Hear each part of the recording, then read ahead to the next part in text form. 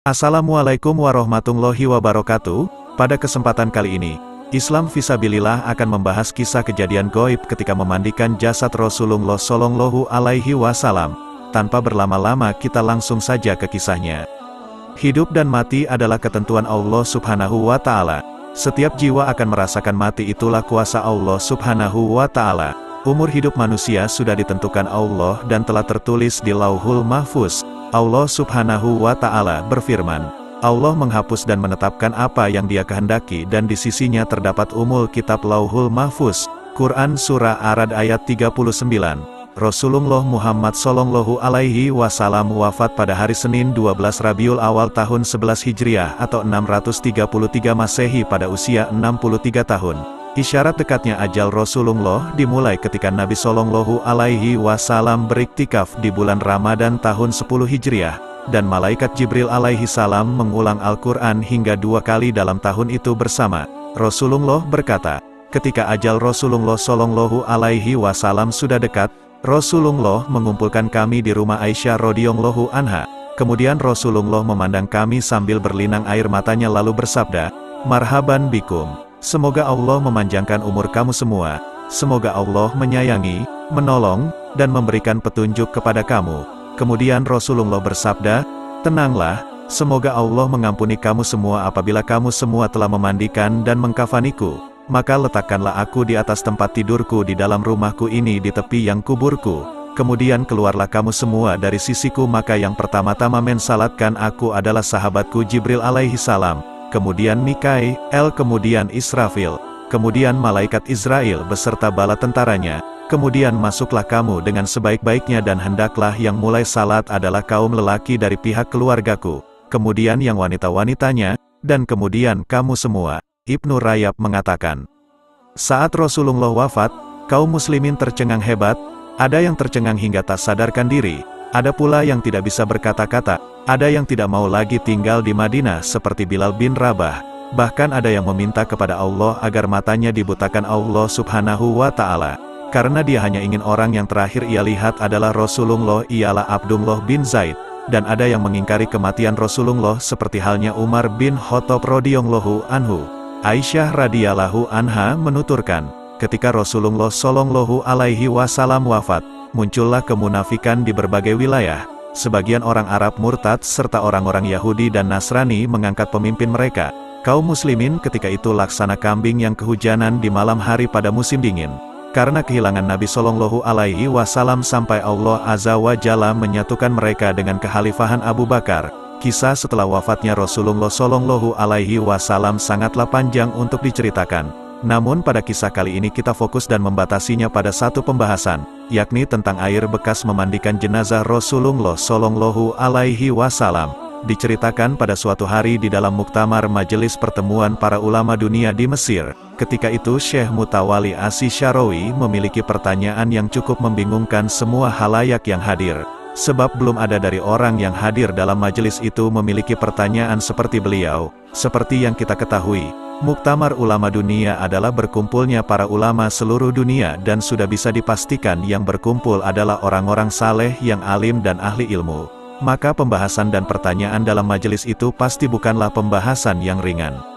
Maka entah ada angin apa Syekh Mutawali yang masih muda kala itu tiba-tiba bertanya di tengah-tengah para ulama dunia, air mandi Rasulullah Shallallahu Alaihi Wasallam ketika beliau wafat ada di mana? Sontak seluruh ulama dalam majelis muktamar itu terdiam, sebab mereka tidak ada yang tahu jawaban dari pertanyaan Syekh Mutawali.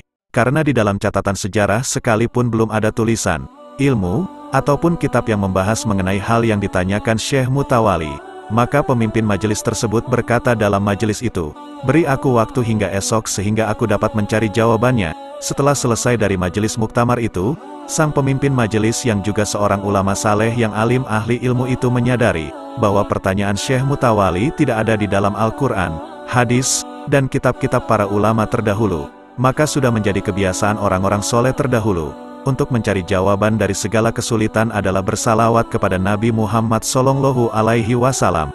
Karena pemegang kunci kehidupan ini adalah Rasulullah Shallallahu Alaihi Wasallam. pemimpin Muktamar Ulama Dunia itu pun meminta petunjuk kepada Allah dengan bersolawat kepada Rasulullah Shallallahu Alaihi Wasallam. Di tengah sedang berselawat kepada baginda Nabi Shallallahu Alaihi Wasallam, pemimpin Muktamar Ulama Dunia itu pun tertidur sehingga bermimpi bertemu dengan Nabi Shallallahu Alaihi Wasallam bersama dengan seorang pemuda yang sedang membawa lentera. Dalam mimpinya bertemu Nabi Muhammad Shallallahu Alaihi Wasallam itu. Ia pun mengambil kesempatan untuk menanyakan langsung tentang persoalan yang sangat ia ingin ketahui, yakni kemana perginya air yang digunakan untuk memandikan jenazah Nabi Muhammad Shallallahu Alaihi Wasallam.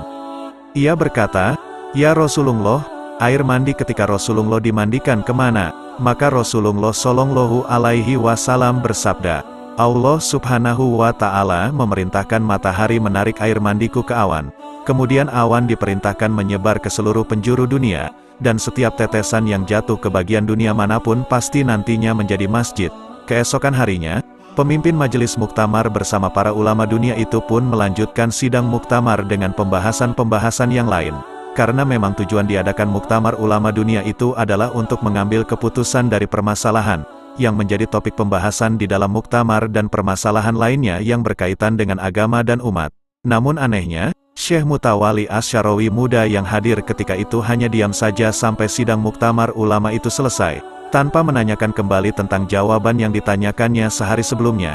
Padahal sang pemimpin muktamar sudah berbahagia karena sudah mendapatkan jawaban yang ditanyakan sehari sebelumnya dari Rasulullah. Sehingga hal itu pun membuat pemimpin majelis muktamar itu mendatangi Syekh Mutawali. Pemimpin muktamar ulama dunia itu pun berkata kepada Syekh Asy-Syarawi muda, "Apakah kamu tidak mau tahu tentang jawaban pertanyaanmu semalam?" Syekh Mutawali Asy-Syarawi berkata, "Tidak, karena aku sudah tahu jawabannya." Syekh Mutawali melanjutkan, bahwa Allah Subhanahu wa Ta'ala memerintahkan matahari menarik air mandi Rasulullah ke awan. Kemudian awan diperintahkan menyebar ke seluruh penjuru dunia dan setiap tetesan yang jatuh ke bagian dunia manapun pasti nantinya menjadi masjid. Maka tidak ada masjid dari masjid-masjid di dunia kecuali pernah ditetesi air mandi jenazah Rasulullah Shallallahu Alaihi Wasallam. Pemimpin Muktamar Ulama Dunia itu pun terkejut dengan jawaban, "Tahukah kamu siapa pemuda yang kamu lihat bersama Rasulullah semalam?" Pemimpin Muktamar itu pun berkata, "Siapa?" Syekh Mutawali Asy-Syarawi berkata, "Pemuda yang bersama Rasulullah membawa lentera itu adalah diriku." Syekh Mutawali Asy-Syarawi adalah seorang wali Allah dan ulama besar yang tidak ada ulama yang tidak mengenal beliau, dan mengakui tingginya makam beliau. Kisah ini adalah kisah yang masyhur di kalangan para ulama dunia. Semua ulama dunia jika ditanyakan masalah ini pasti jawabannya sama, dan kisahnya pas seperti yang disampaikan oleh Habib Hussein Ba'agil Tuban dan Habib Abdurrahman Bil Faqih. Dan jika para ulama aswaja ditanyakan maka mereka langsung teringat dan membawa nama Syekh Mutawali Asy-Syarawi. Yang perlu kita ketahui adalah bahwa air mandi jenazah Rasulullah Shallallahu Alaihi Wasallam tidak semuanya diserap matahari kemudian diturunkan lagi sehingga akan menjadi tempat dibangunnya masjid-masjid, tetapi ada sebagian lagi air mandi jenazah Rasulullah Shallallahu Alaihi Wasallam yang diminum oleh Sayyidina Ali, yaitu air mandi jenazah Rasulullah yang disiramkan ke bagian wajah dan mata Rasulullah Shallallahu Alaihi Wasallam. Hal ini disampaikan oleh Habib Abdurrahman Bil Faqih dan Habib Hussein Tuban. Dalam majelis mereka Habib Abdurrahman bin Faqih dan Habib Hussein Ba'agil Tuban mengatakan, sejak Sayyidina Ali meminum air mandi jenazah Rasulullah di bagian mata Rasulullah, sejak itu Sayyidina Ali menjadi budak ilmu, ahli ilmu, dan dilelehkan oleh ilmu. Hal ini sesuai sabda Rasulullah Shallallahu Alaihi Wasallam yang mengatakan, "Aku adalah kota ilmu dan Ali adalah pintunya. Maka barang siapa yang menginginkan ilmu hendaklah mendatanginya dari arah pintunya." Hadis riwayat Tabrani. Selanjutnya, dengan air apa jenazah Rasulullah Shallallahu Alaihi Wasallam dimandikan? Apakah dengan air biasa pada umumnya? Jawabannya adalah tidak, karena Rasulullah Shallallahu Alaihi Wasallam bersabda, "Jika aku wafat maka mandikanlah aku dengan 7 geriba dari air sumurku, yaitu sumur Gar." Riwayat Ibnu Majah. Kemudian siapa sajakah yang memandikan jenazah Rasulullah? Ibnu Hisyam berkata, para sahabat Nabi Shallallahu Alaihi Wasallam yang turut memandikan jenazah Rasulullah adalah Ali bin Abi Thalib, Abbas bin Abdul Muthalib, Al-Fadil bin Abbas, Kutam bin Abbas, Usama bin Zaid, Syukron Maula, dan Aus bin Hauli. Kisah tentang air mandi jenazah Rasulullah. yang baru kita bahas ini tidak ada di dalam Al-Quran dan hadis Nabi Shallallahu Alaihi Wasallam karena kejadiannya setelah Rasulullah Shallallahu Alaihi Wasallam wafat, dan artinya wahyu tidak ada yang turun lagi dan hadis tidak bertambah lagi. Namun walaupun wahyu sudah tidak ada lagi, ilham dari Allah Subhanahu wa Ta'ala tetap masih ada, dan yang paling dekat menerima ilham di antara umat Nabi Muhammad Shallallahu Alaihi Wasallam adalah para wali, para ulama, dan orang-orang soleh. Kisah ini juga menyampaikan kepada kita tentang rahasia bersolawat kepada Nabi Muhammad Shallallahu Alaihi Wasallam. Para wali, para ulama, dan orang-orang saleh tidak bisa jauh dari solawat. Setiap mengalami masalah, kesulitan, kebuntuan, hingga dalam hal apapun mereka menyelesaikannya dengan bersolawat. Karena mereka tahu solawat bukan hanya perintah atau amalan soleh saja, tetapi solawat kepada Rasulullah Shallallahu Alaihi Wasallam adalah kunci pembuka segala urusan dunia. Wallahu a'lam bishawab.